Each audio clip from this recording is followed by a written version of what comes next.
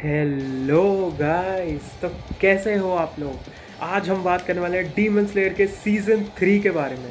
और गाइस, क्या क्या शो है ये। मतलब इतना प्यारा शो है। मतलब पहले तो इस शो की जगह थी मेरे दिल में, अब और ज़्यादा हो गई है।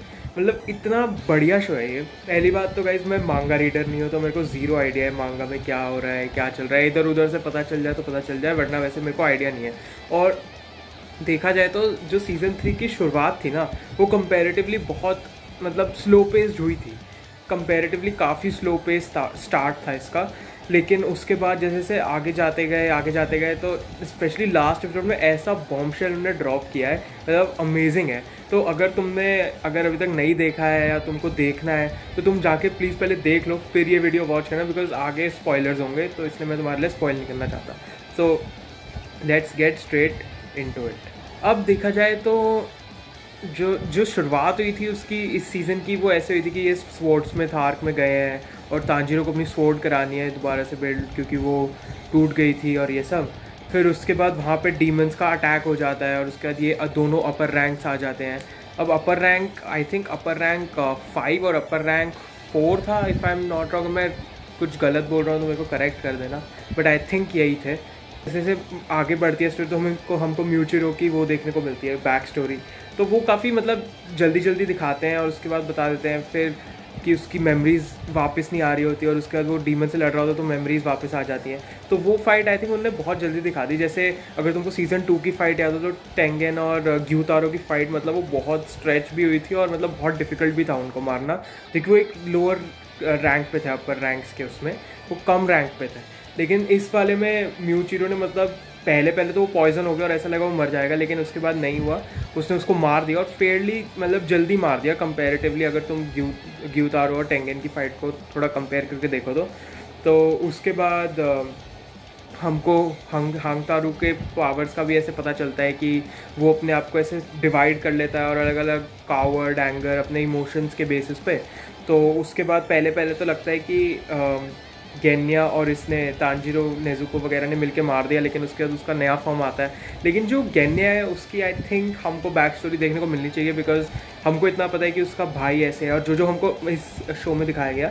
लेकिन उसके बाद मतलब थोड़ा ये कि उसको डीमन, वो अगर डीमंस को खाता है तो उसको वैसी पावर मिल जाती है। अब वो चीज़ उसके पास कैसे है, ये चीज़ उन्होंने अब इसमें तो नहीं बताई। मतलब कैसे उसके पास ये चीज़ आई कि भाई वो डीमंस को खा के उनकी पावर्स थोड़ी बहुत गेन कर सकता है, रीजनरेशन वगैरह। तो वो उनको थोड़ा आई थिंक उस पर जाना चाहिए था, या फिर हो सकता है आगे जाए। लेकिन भाई गेनिया का कैरेक्टर काफ़ी कूल लगता है मेरे को। वो शॉटगन लेके ठक करता है डीमंस को, तो वो सही लगता है। और वैसे देखा जाए तो तांजीरो की जो फाइट थी वो वाली, उसमें लगा था कि वो मतलब मार देगा नेजुको भी, बहुत ही ज़्यादा पावरफुल होती होती जा रही है। और उस पर तो हम आगे बात करेंगे लास्ट एपिसोड की, उस पर आऊँगा तो।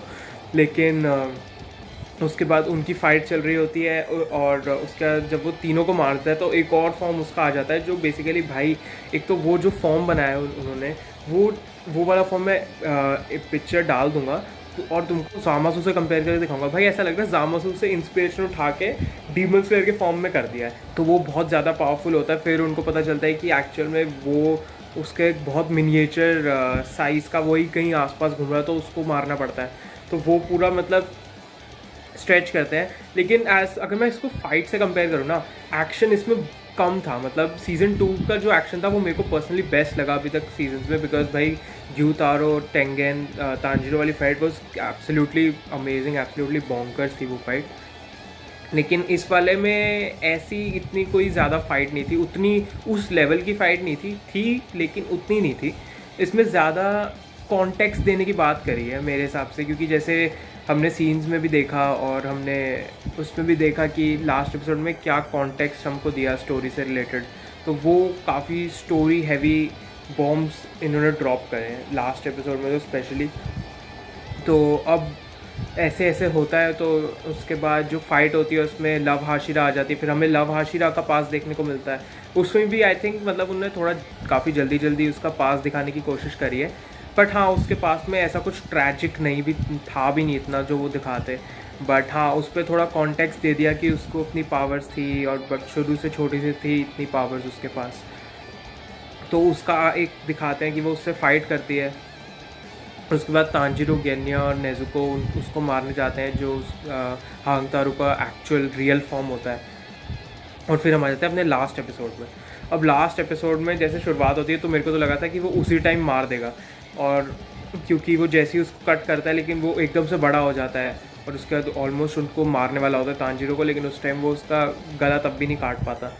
फिर उसके बाद जब हम आगे आगे जाते हैं तो फिर वो क्लिफ से नीचे गिर जाता है, और जैसे ही क्लिफ से नीचे गिरता है उस मोमेंट पे वहाँ जब हमको पता चला कि वहाँ पे वो उसको स्वॉर्ड मिलती है उनसे, म्यूचिरो उसको स्वॉर्ड दे देता है, लेकिन जो अभी वो फर्स्ट फेज में ही होती है, but still he is able to kill that demon. लेकिन जैसे ही वो उसको मारते तो पता चलता है वो भी उसका असली फॉर्म नहीं था, बिकॉज वो तो एक्चुअली उस पर जो लेटर लिखा होता है वो कावर्ड का था, वो एक्चुअल वाले का नहीं था।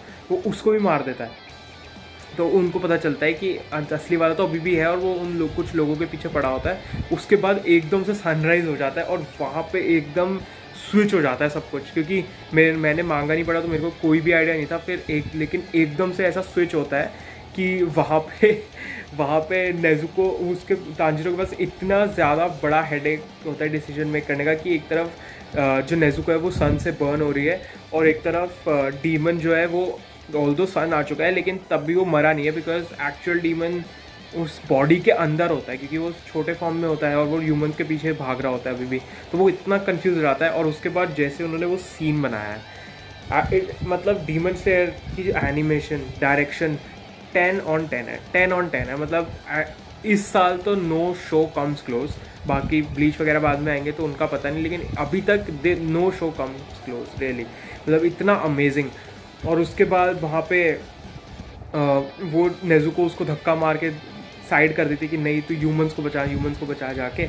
और उसके बाद जो पूरा सीन दिखाते हैं नेजुको और उसका, और पूरा पास्ट स्टोरी आती है। मतलब मेरे को तो उस टाइम लगा था कि नेजुको मर गई यार, लेकिन उसके बाद नहीं, वो वहाँ पे जाता है और उसको पहले डीमन को मारने की प्रायोरिटी देता है, और उसके बाद एकदम से उसको स्लैश कर देता है। और यहीं पे एक फोर शैडोइंग भी होती है कि जब नेजुको मर रही होती है, तुमने ध्यान देखा वो अपने हार्ट पे हाथ रख रही होती है, लेकिन जैसे ही वो फिर तांजिरो उस डीमन को स्निफ करता है, वो एक्चुअल मेन बॉडी के हार्ट के अंदर बैठा होता है छुप के।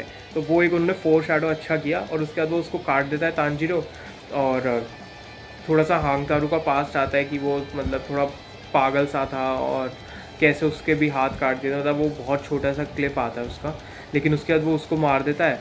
एंड उसके बाद ऐसा लगता है कि उसने नेजुको को लूज़ कर दिया। मतलब मैं भी शो देख रहा था तो मेरे को लगा नेजुको इज़ डेड, लेकिन उसके बाद जो जैसे सीन क्रिएट करते हैं बहुत ही, मतलब एक तो एंग्जाइटी इतनी होती है कि जब कि नेजुको मर गई या नहीं मरी, तो वो एक ड्राइव ऑफ इमोशंस में तुम घुस जाते हो कि होने क्या वाला है।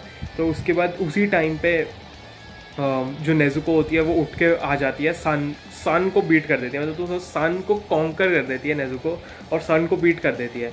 और वहाँ से जो लोग होते हैं वो तांजिरो को बोलते हैं कि शी इज़ अलाइव। और उसके बाद तांजिरो और नेजुको का बहुत ही मतलब एक होलसम सा सीन होता है, और हमें पता चलता है कि नेजुको ने सन को बीट कर दिया है। तो वहाँ पे उस मोमेंट पे उन्होंने ऐसा एक बॉम्बशेल ड्रॉप किया कि मूजान, जो कि कहीं और होता है, एक अलग फॉर्म में होता है, वो एक्चुअल में उसको लगता है कि उसका मोटिव होता है कि वो ऐसी कोई दवाई ढूंढ ले, ऐसा कुछ ढूंढ ले जो डीमन सन में सर्वाइव कर सकता है। और उसका भी पास्ट आता है मूजान का कि वो एक्चुअली बना कैसे, उसको कोई बीमारी होती है, उसके बाद वो डीमन में कन्वर्ट हो जाता है। और ये बहुत 1000 साल पहले की बात है, तो मूजान तब से अपना मतलब कांड वांड कर रहा है जो भी। तो उसके बाद मूजान तब से ही है, और अभी भी मूजान फिर सोच रहा होता है कि तब से सोच रहा होता है कि उसको ब्लू स्पाइडर लिली ऐसा कुछ चाहिए, ऐसा कुछ मेडिसिन बनाने का जिसको सन में रह सके। और कोई भी डीमन अभी तक सन में सर्वाइव नहीं कर पाया अंटिल नेजुको। तो उसको एकदम से पता चल जाता है कि अब नेजुको ने सर्वाइव कर लिया है सन, तो अब जो मे भी हो सकता है कि हांगतारू को उसने इसी ने भेजा हो इधर, कि उसको शक था नेजुको पे कि may be she can do it, और क्योंकि वो ऑलरेडी एक अच्छी डीमन थी। लेकिन पता नहीं, वो तो अलग वीडियो के लिए है, वो तो एक थ्योरी हो गई। बट अगर हम एपिसोड की बात करें तो उस टाइम जो हमको मूजान का पास्ट पता चलता है, फिर हमको उसका अल्टीमेट गोल पता चलता है कि उसको एक्चुअल में वो डीमन ढूंढना है जो सन को सर्वाइव कर सके, और वो उसको मिल गया है, वो नेजुको ही है। तो यहाँ पे भी एक बहुत अमेजिंग वो प्लॉटिंग करते हैं कि जो मूजान का अल्टीमेट गोल है वो है कि नेजुको को किडनैप करना या नेजुको पे अटैक कर देना है, कुछ भी करके नेजुको का ब्लड ले लेना, जिससे उसके पास सन सर्वाइव करने की पावर आ जाए और वो और ज़्यादा ताकतवर हो जाए। और यहाँ से जो नेजुको का मोटिव है वो तो हमको पता ही है कि तांजीरो की हेल्प करना और तांजीरो को मूजान को मारना। तो यहाँ से पता चलता है कि तांजीरो मतलब ऑलरेडी मूजान ने ही तांजीरो की फैमिली को मारा था, ये हमको पता है सीज़न 1 में। लेकिन अब ये है कि क्योंकि तांजीरो ऑलरेडी उससे बदला लेना चाहता है, लेकिन अब उसको एक और स्ट्रॉन्ग स्ट्रेंथ मिल जाएगी बिकॉज मूजान अब डायरेक्टली नेजुको के लिए आएगा। तो सिंस वो नेजुको के लिए आएगा तो यहाँ पे तांजीरो नेजुको पूरी एक फाइट लाइनअप हो जाती है। तो एक बहुत अच्छा उन्होंने सेटअप करा और जैसे डॉट्स कनेक्ट किए, मतलब इट वाज सुपर ऑनेस्टली, मतलब amazing story writing, amazing direction. और जिसने एनिमे नहीं, जिसने मांगा नहीं देखा उसके लिए तो स्पेशली मतलब इट्स माइंड ब्लोइंग ऑनेस्टली। तो जैसे उन्होंने वो दिखाया तो मैं तो बहुत चौंक गया था कि अब अच्छा इन्होंने अब ऐसे सेटअप किया है कि अब नेजुको के पीछे सीधा मूजान पड़ने वाला है because of this reason, because उसको ऐसे एक डीमन का ब्लड चाहिए। तो वहाँ पे जो एक साइंटिस्ट इनको नेजुको को पहले भी रिसर्च कर रही होती है, उसने ऑलरेडी ये प्रिडिक्ट करके एक लेटर में लिखा था कि it may be soon that Nezuko also overcome sun. तो वही होता है एंड में। और या मतलब बहुत ही अच्छा, बहुत ही amazing show. All in all अगर मैं बात करूँ तो सीज़न 3 शुरू में बहुत ज़्यादा स्लो पेस था और पूरी सीरीज़ कह रहा हूँ, पूरे इस सीज़न में इतनी फाइट्स नहीं थी, लेकिन कंपैरेटिवली बहुत कम एक्शन सीक्वेंसेस थे अगर तुम सीज़न 2 से डायरेक्टली कंपेयर करोगे तो। लेकिन जो स्टोरी का जिस्ट था, जो कॉन्टेक्स्ट देना था आगे की सीजन बिल्ड करने के लिए, वो इसमें बहुत मैसिवली दिया गया और बहुत अच्छे से भी दिया गया ऑनेस्टली। हाँ मतलब तुम भी मेरे को कमेंट्स में बताना तुमको कैसी लगी है सीज़न और पूरी series he all in all अभी तक। बाकी नया सीज़न आएगा तब उसकी बात करेंगे, उसके बाद हम देखेंगे क्या कब अनाउंसमेंट होती है, कब क्या होता है। बट या मतलब बताना तुमको भी कैसा लगा। और मेरे को तो पर्सनली अगर इसको रेट करना हो तो मैं 10 में से लास्ट एपिसोड को तो मैं 10 on 10 ही दूंगा। बट अगर मैं सीज़न की बात करूँ, पूरे सीज़न 3 की बात करूँ तो आई थिंक 10 में से इट्स अ सॉलिड 9 ऑनेस्टली। मतलब विदाउट मच फाइट्स ऑल्सो हमको पता है डीमन स्लेयर की एनिमेशन तो टॉप नॉच ही होती है हर बार। तो yes guys that was from my side. आज वीडियो भी थोड़ी ज़्यादा लंबी हो गई कंपेरेटिवली, बट हाँ मेरे को कमेंट्स में बताना तुमको कैसा लगा, तुमको कितना रेट करोगे, तुम्हारे क्या फीलिंग्स थी जब तुमने लास्ट एपिसोड देखा और तुमने अगर मांगा नहीं पड़ा तुम्हें कैसा लगा। तो yes guys that's it for the video and thanks for watching. Subscribe कर देना, लाइक कर देना वीडियो को and I will see you in the next one. Bye bye, piece.